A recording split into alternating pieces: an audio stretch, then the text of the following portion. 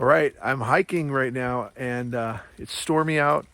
Luckily, Dodger can't hear the thunder too much, but I'm starting to hear a few little cracks. And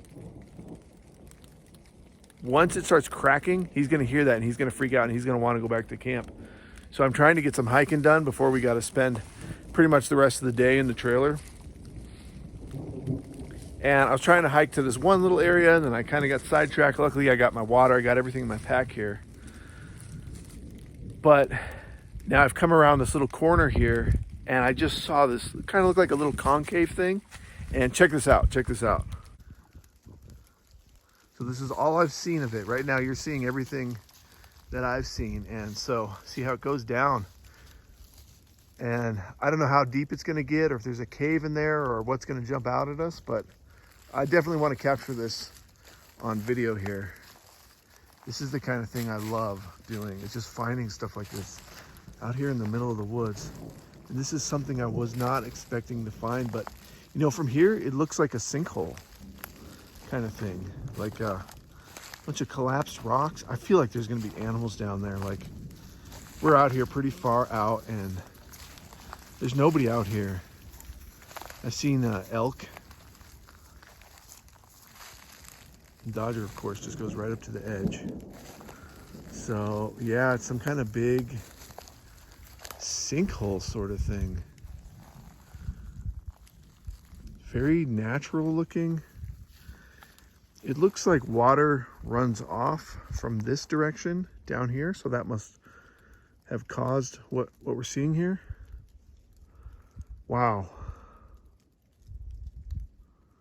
I mean, it's deep. It goes down 20 feet down there, like to the bottom right there. It's about 20 feet. Wow, that's really neat. I bet there were some caves or something in there, some kind of access point.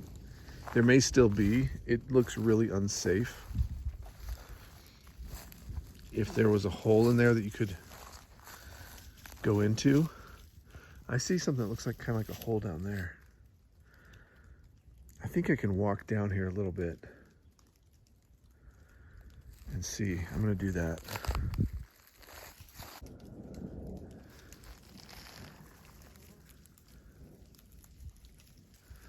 The rain's starting to come down a little bit, so it's given this like kind of mysterious feel. And if I was an animal, like this would be a good place to hang out. So I am scared about it. It almost feels like we could get some hail. Oh yeah, these are big, big raindrops. Oh, this is hail. There's hail now.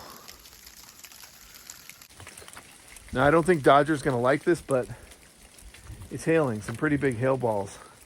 And it's just funny that it happened right when I came down in this hole.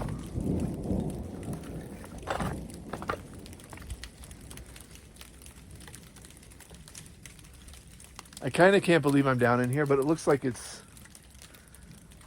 been in this condition for quite a while, so I don't think it's gonna come crashing down. But if it did, then yeah, we're toast.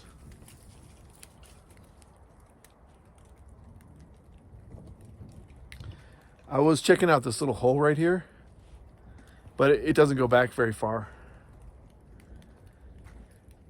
I bet behind these boulders here, there's probably behind here some access point, some way to get in there and get deeper in there. But I wouldn't do it. Okay, let's go up.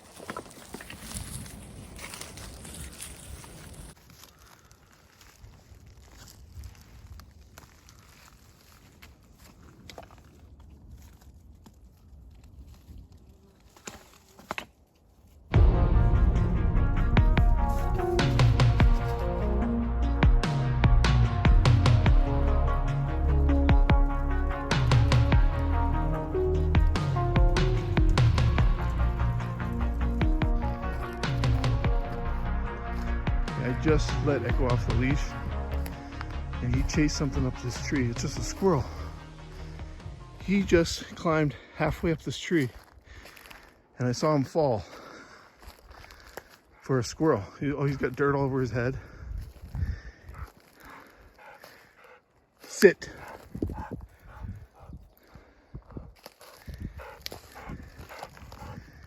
You see where he fell right here.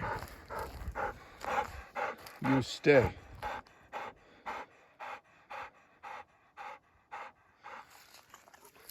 Sit.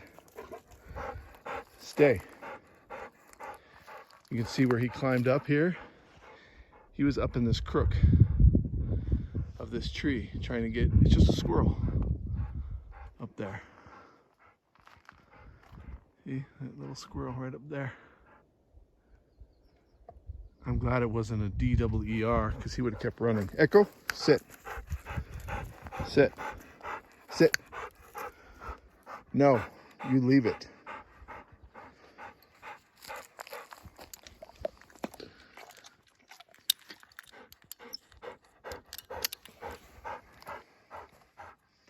Leave it. Let's hike. We saw an elk on this hike, and actually it was fun because I had him on his leash. There's elk prints all along here. That's what I'm tripping in right now, elk and cow prints.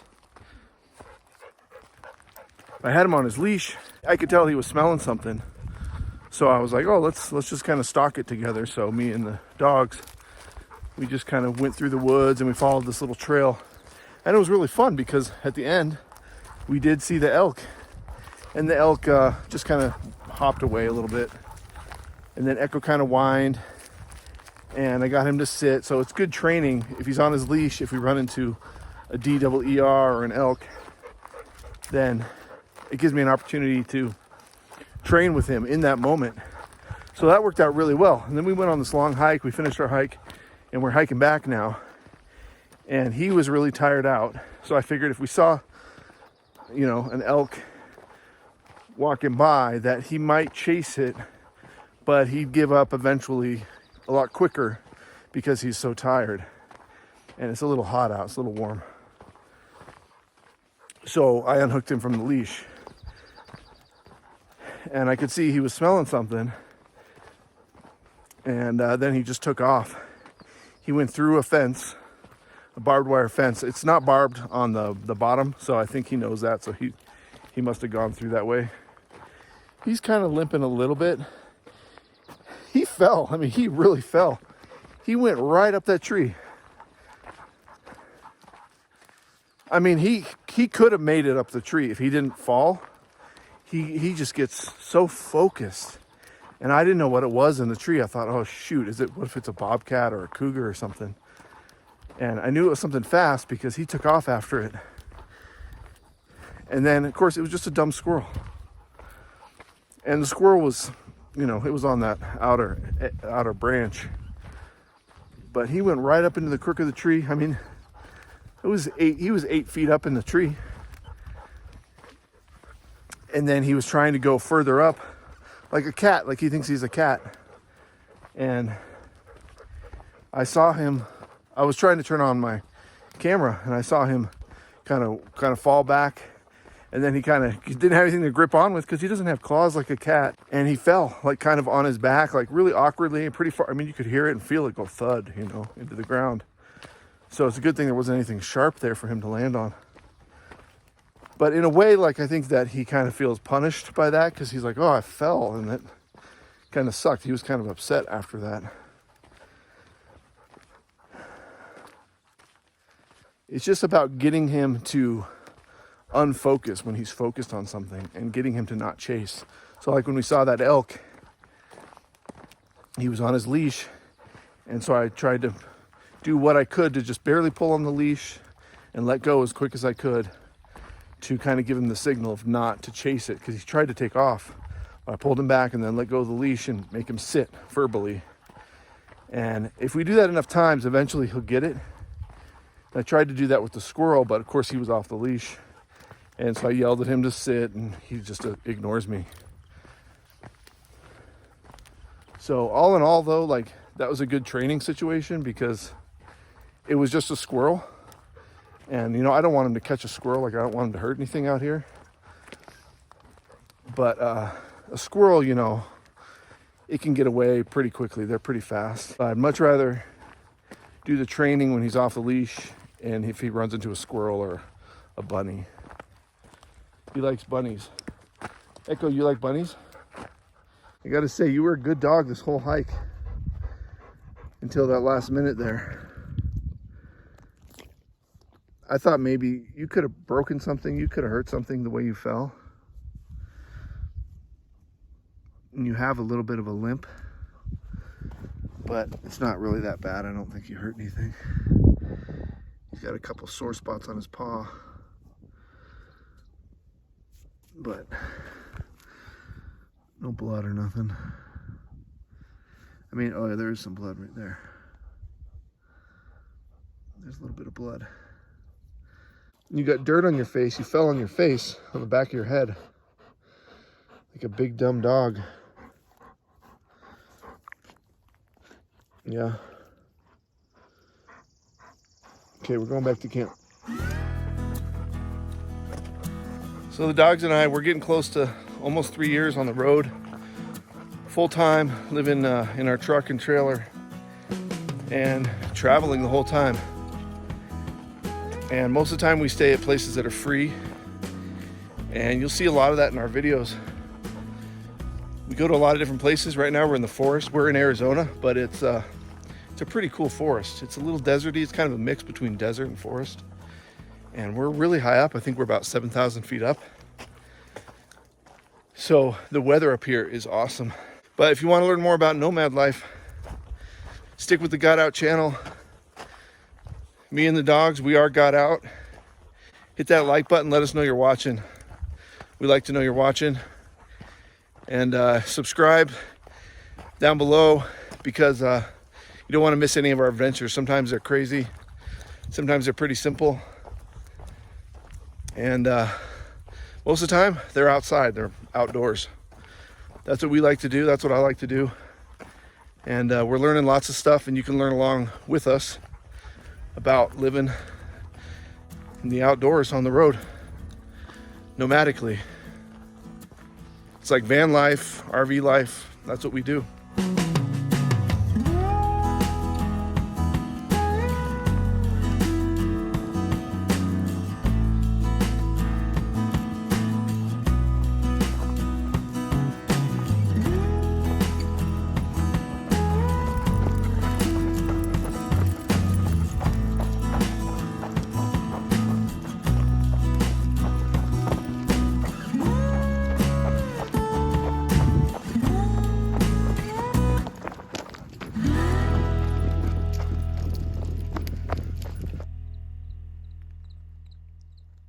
Well, this is a deer carcass here, or what's left of it.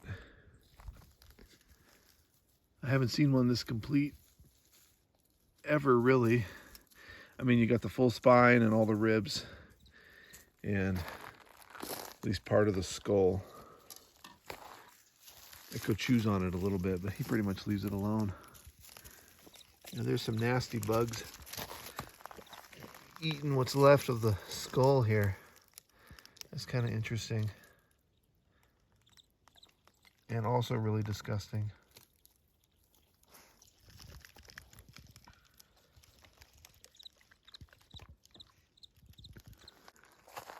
Even Dodger's chewing on the bones a little bit.